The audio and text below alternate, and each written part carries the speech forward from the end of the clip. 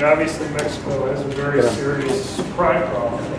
Homicide rate in Mexico is about 5 times higher than what we have in the United States. And this last year maybe even higher. So the question is, what can you do to try to make people safer? Police are extremely important, but I think the thing one has to realize is that police almost always arrive on the crime scene after the crimes occur. And the question, what should people do when they are confronted by a violent criminal by themselves? And I think the research is pretty overwhelming that having a gun is by far the safest course of action for people when they're confronted by a criminal. And it's particularly important for people who are relatively weaker physically, women and the elderly. You're almost always talking about male criminals doing the attack. And when a male is attacking another male, there's a smaller strength difference that exists than a man attacking a female. And so the presence of a gun represents a much bigger relative change in a woman's ability to go and protect herself than it does for a man. But one of the things that I was bringing up is, apparently a lot of people don't realize that Mexico's murder rate went up a lot after the 1972 gun control laws that you have here. Over more than the next 20 years, the murder rate in Mexico was higher than it was before the law went into effect. And just in general, one of the things I pointed out in my talk is that there's lots of places that have tried to ban guns, either all guns or all handguns. And the thing that you see is every single time governments have tried to ban either all guns or all handguns, murder rates have gone up. And they usually have gone up by a lot. You can't find one place in the world where they've had those bans and the murder rate's gone down or even stayed the same. You'd think out of randomness, you'd find one place where they had a ban where they'd go down. But you can't find it, and I just went through some of the data on that in my talk. So I'm happy to talk more about the issues there. Basically I was explaining to people how the countries that have the highest gun ownership rates tend to have relatively lower homicide rates and lower firearm homicide rates. No, mi pregunta era que qué piensas si hay algún país que no tenga ninguna arma en el mundo, no hubiera ningún país con armas en el mundo, o sea, todo el mundo las prohibiera, entonces todo, o sea, no hubieran muertes, no hubiera nada porque todos las prohibieran. Tenemos que vivir en un país mucho más, en un mundo mucho más utópico, donde no hubiera armas. Tienes que hablar a la traductora. Denle un receptor.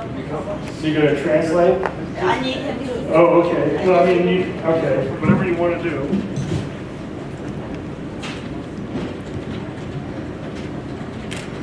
Okay, ahora que está haciendo la Okay. Oh, Jesus, is that loud? Turn this down a tiny bit. Ya lo dijo Mi pregunta es ¿qué pasaría si ningún país del mundo hubiera armas? Even a little bit further. Could you turn it down a little further? ¿Qué piensas si en ningún país del mundo hubiera armas, se prohibieran en todo el mundo armas, entonces todos podemos vivir en un país en un mundo mucho más utópico donde todos seríamos felices sin armas? ¿Será posible en algún momento? Well, I don't think you're going to be able to get rid of weapons. Do I have to hear the translation too? Okay. Oh, okay.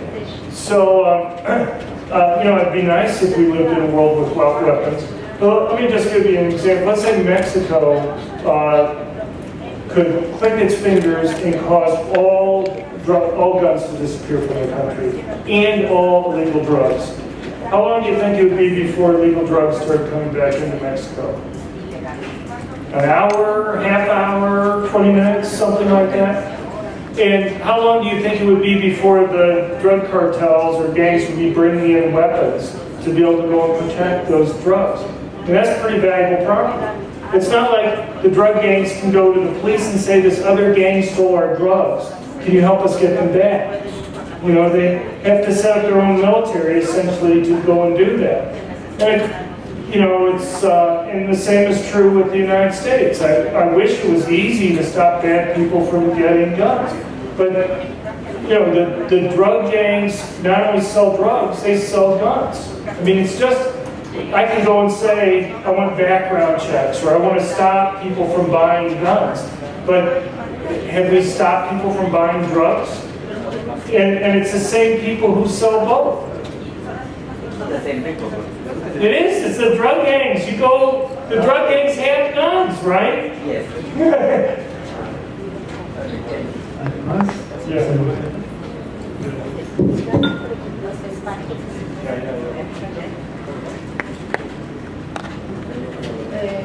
Hablo de México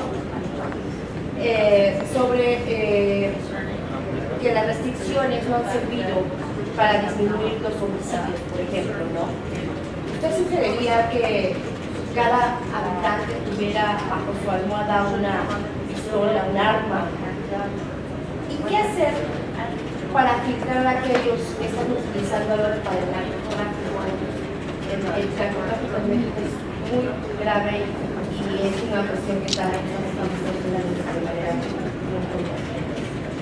Sure. No, I mean, that's exactly right. Drug gang problems are the major source of murders, not only in Mexico, but also in the United States. It's a real problem. Look, I don't think everybody has to have a gun, but I think as more people have a gun, it makes it riskier for criminals to go and do crime. Look, do you think higher arrest rates or higher conviction rates or longer prison terms deters criminals from committing crimes? Well, allowing victims to be able to defend themselves also makes it riskier for criminals to go and commit crimes. And so it's just another way. Criminals are just like anybody else. If their job is crime, if you make it more difficult for them to do their job, they're going to do less of it. And it's particularly important for the most vulnerable people in our society, poor people who live in high crime areas, and people who are relatively weaker, women and the elderly. Criminals like to attack people who are easy targets. And so you have somebody who's weak physically, that's an easy target. They like to go after those types of people. And so I'm not saying everybody should own guns, but people who are most likely victims of crime, poor people, and also the people who are relatively weaker physically. Those are the ones who benefit the most from having the option to be able to go and defend themselves. And as far as drug gangs go, and stopping them from getting guns, I don't think stopping drug gangs from getting guns is you're going to be just as difficult as stopping them from getting drugs. Okay, and so I know the new president, one thing he's talked about some has been looking at legalizing drugs. I'm not going to go and argue that this is nirvana. You legalize drugs, the price of drugs go down, you're going to have more drug use, more addiction, but you'll have less murders, you'll have fewer murders. And so that's a trade-off you have to make. Are you willing to have some more drug use, but at the same time have a lot fewer murders? Now, for it to work completely in Mexico, you're going to also have to convince the United States to legalize drugs there too. Because you're not going to have the drug gangs fighting against each other in Mexico for sales in Mexico, there's still going to be massing in order to go into the United States. So my own belief is kind of a two-step process. If the new president goes forward and legalizes drugs, and you see the murder rate go down, then maybe you can go to the United States president and say, look, see how it's worked here? If you also do legalize it, that would help it go down even further in Mexico.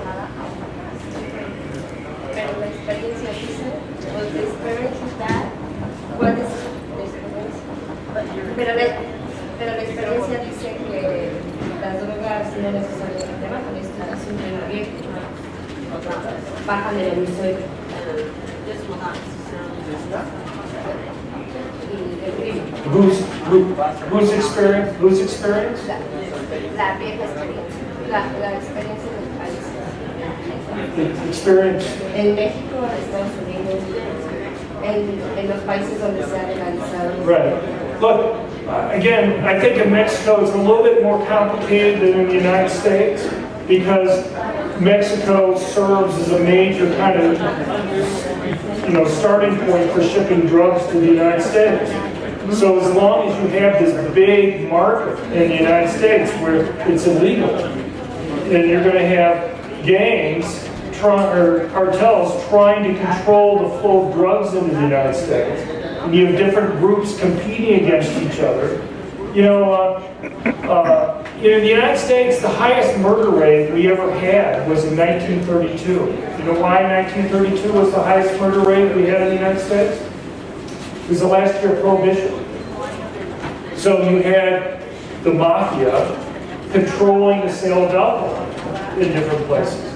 And so you have different gangs essentially fight against each other to be the ones to control the sale of alcohol in different places.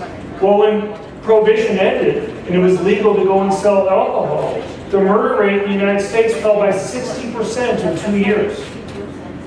And it basically stayed low until you got to the 1960s. And then it started going up again, basically when we started our war on drugs. And, the 1990s, the reason why the United States had a big drop in murder rates in the 1990s, it fell by like over 50% in 10 years. And the reason why it did was we had a big change in how we enforce drug laws. So prior to the early 90s, our military was deeply involved in the introduction of drugs coming into the United States. At the end of George H.W. Bush and Bill Clinton, they essentially ended that. And what you had happened before, when you had the military stopping drugs coming into the country, it was only the big drug cartels that could go and bring drugs into the country. When you stopped the military involvement, you had drugs from a lot more different sources. So not only did the prices of drugs go down, but the profits went down because you had a lot more competition in supplying the drugs than you had before. And so as the profits from selling drugs went down, the drug gangs didn't have the same incentive to go and fight against each other to control drug trade. If you can make a lot of money controlling an area, you're going to fight more to go and get it than if there's not really much profit to be made from controlling that area. You understand? And so one of the big reasons why we had the big drop in murder rates in the 1990s was a lot had to do with the fact that it was easier to go and bring drugs into the United States and there was less profit from selling them. ¿Qué opina de aquellos jóvenes en Estados Unidos que realizan masacres en escuelas, cines? O sea, ellos tuvieron acceso a masacrar a su comunidad. ¿Qué pasó ahí? Well, one thing that you probably don't know is that 98% of the mass public shootings in the United States since 1950 have occurred in places where guns are banned. These killers purposely go to those places where people aren't allowed to protect themselves.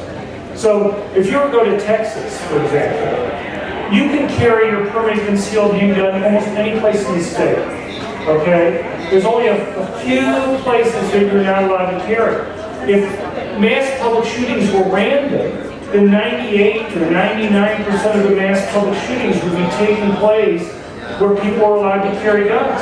Instead, they're virtually all occurring in those tiny areas where people aren't allowed to defend themselves. A lot of these people may be crazy, but they're not stupid. They know if they go to a place where nobody's able to defend themselves, they're going to be able to go and kill more people before anybody's able to stop them. But, the other question I want to ask when you talk about the availability of guns, and this gets back to what we were talking about before, if you were to go to a college student or somebody who's a senior in high school and say, if I give you a week, will you be able to buy drugs? What percentage of high school and college students would say they could buy drugs if you gave them a week? Or if you gave them a month? It's like almost all of them would say that they could go and buy drugs, right? And these attacks are planned long in advance. 6 months is a short planning time. You go to something like the Sandy Hook Newtown killer. he was planning it for 2.5 years prior to the attack. So if you have somebody who's planning these attacks a year, 2 years in advance, and the same people that sell illegal drugs are the same ones that sell guns. You don't think that somebody's going to be able to go and get a hold of a weapon if you give them a year or two to plan these types of things? It's just not serious. The problem that you face with a lot of these gun control laws is you have to be careful that it's not just the most law-abiding people who are the ones who are being stopped from owning guns. And if you may cut back on criminals a little bit, but if the main effect is to stop law-abiding people having guns, then you're actually going to cause more problems than you're going to create benefits.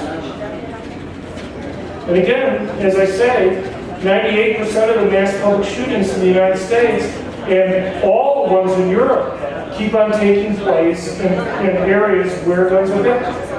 The United States also is partly unique in terms of these mass public shootings. Mass public shootings are much more common in the rest of the world.